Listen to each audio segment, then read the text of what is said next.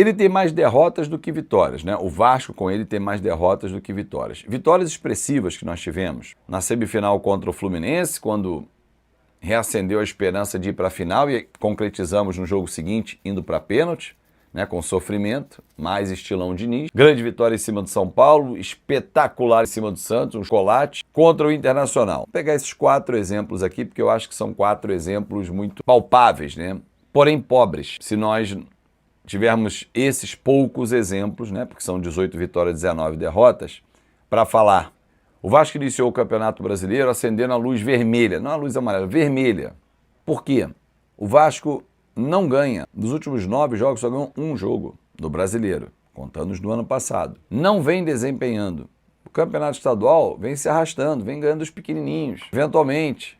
Nem todos. Ah, mas fez uma grande atuação contra o Boa Vista. Ok, é o Boa Vista. Fez mais do que obrigação.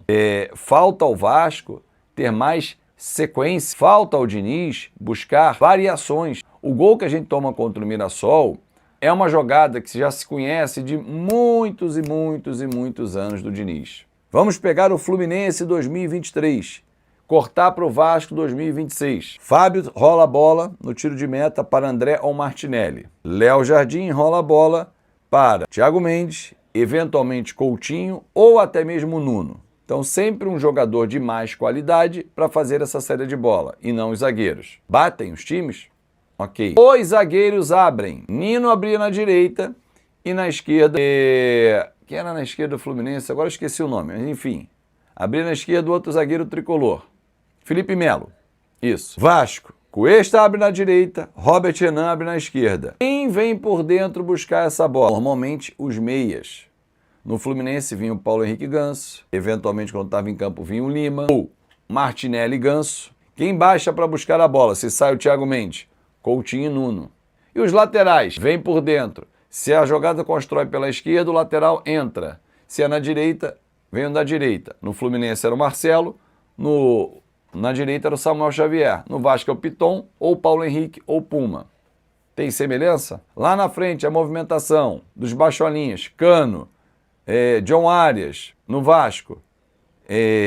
Rojas, Andrés Gomes, para tentar o escape pelo lado. Você acha que se eu sei essa jogada, a forma como se constrói, o adversário não sabe? Apertou o jogo, tá ruim. Tira o zagueiro, traz um volante para a zaga. O Vasco às vezes usa o Hugo Moura, já usou o Thiago Mendes e o Fluminense.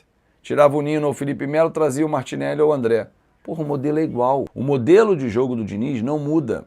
E os adversários já conhecem. E não é de hoje. Eu fiz um corte de 3 anos. Fluminense 23, Vasco 2026. Há similaridade nos trabalhos? No modelo de jogo. Nos resultados, não. No modelo de jogo, sim. E está correto isso? Não tem que mudar? Os resultados estão dando certo? Não. Mas ele vai mudar? Duvido. Ah, mas o presidente está acompanhando, está cobrando. Tá bom, mas ele é apaixonado pelo trabalho do Diniz. Duvido que vai mudar. O que é triste, porque o Vasco empobrece tecnicamente. O Vasco tem que mandar embora o Diniz? Se fosse qualquer outro treinador, o Vasco já teria demitido. É porque entende que o modelo do Fernando Diniz agrada muito ao presidente do Vasco, ao diretor técnico Felipe e a outros que estão na diretoria, que demanda tempo. Mas quanto tempo? Qual é o elenco capaz de fazer esse modelo de jogo dar frutos? Ah, pô, Fábio, mas o Vasco chegou na final da Copa do Brasil. Chegou se arrastando contra o Botafogo, contra o Fluminense. Não passou de passagem. Sufoco nos pênaltis. E contra o Corinthians jogou bem o primeiro jogo, mas não concluiu uma jogada no gol. Não levou perigo ao gol do Hugo Souza. E no segundo jogo sucumbiu no Maracanã lotado. Quantos jogos o Vasco virou no comando do Diniz?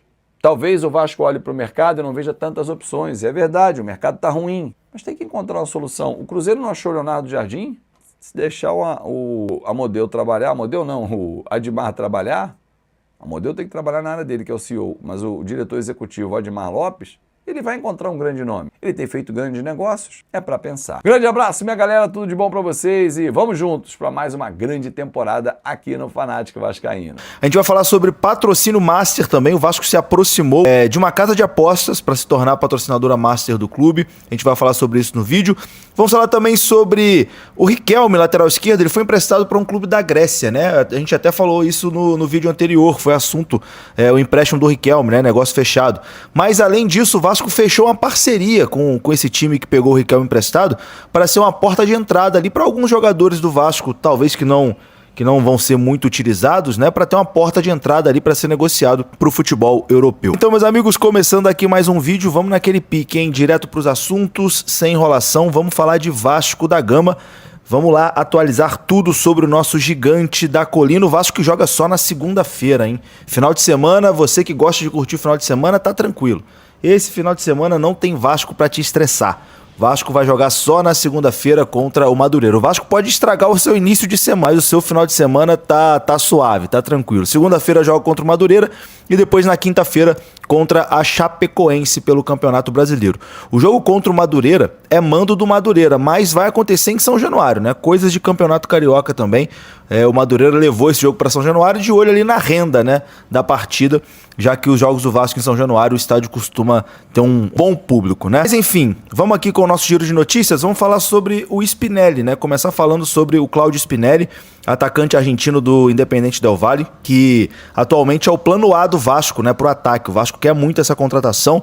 O Vasco vê no jogador uma opção ali para substituir Pablo Verratti de uma forma mais barata, né? Já que o Verratti tinha um salário muito alto e foi o principal motivo dele deixar o Vasco da Gama.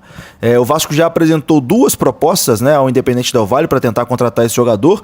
As duas propostas foram recusadas e agora o Vasco apresentou uma nova oferta para comprar o atacante argentino Claudio Spinelli, atualmente no Independente Del Valle. O Vasco está confiante em fechar essa negociação e contratar o jogador. Segundo a apuração da UOL, junto a fontes ali próxima a essa operação, a proposta do Vasco se aproxima do valor da cláusula de rescisão do atacante, que é fixada ali em 3 milhões de dólares. Conversas estão em andamento e houve um avanço aí nas últimas horas. Então o Spinelli está próximo, né, de se tornar jogador do Vasco.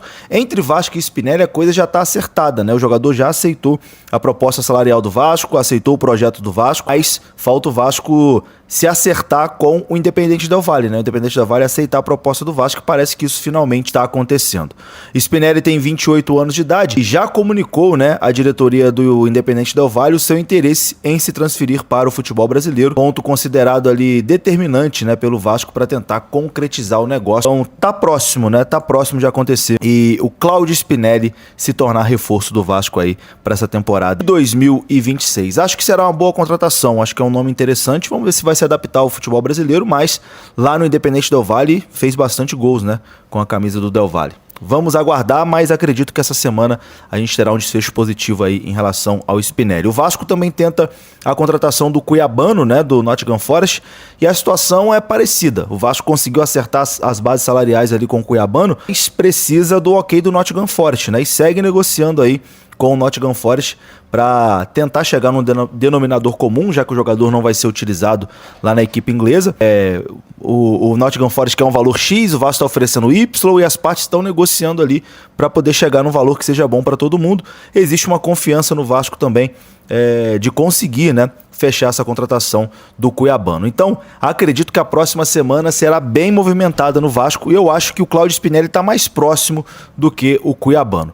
Vamos aguardar, tendo mais informações a gente traz aqui no canal. Agora vamos falar de patrocinador master, meu amigo. A informação é que o Vasco está próximo de anunciar sua nova parceria de patrocínio master e será uma casa de apostas. Avançou com uma casa de apostas. A divergência na negociação está ali em relação à premiação por metas e bônus, mas o valor fixo já teria sido acordado ali entre as partes. A informação é do amigo Adílio Avelar.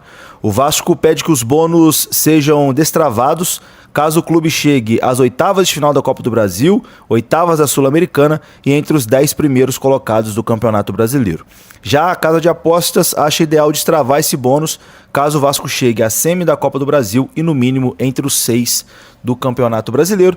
As partes estão negociando. Eu acho que a tendência natural é realmente fechar com uma casa de apostas, né, que hoje é onde tem mais dinheiro, né, para investir. Então, em breve, o Vasco deve ter aí o seu novo patrocinador master também. Agora, para encerrar esse vídeo aqui, vamos falar sobre uma parceria que o Vasco fechou com um clube da Grécia, né? O Vasco que emprestou o Riquelme para essa equipe e o Panathinaikos da Grécia, clube que contratou o Riquelme, anunciou ali uma parceria estratégica com o Vasco.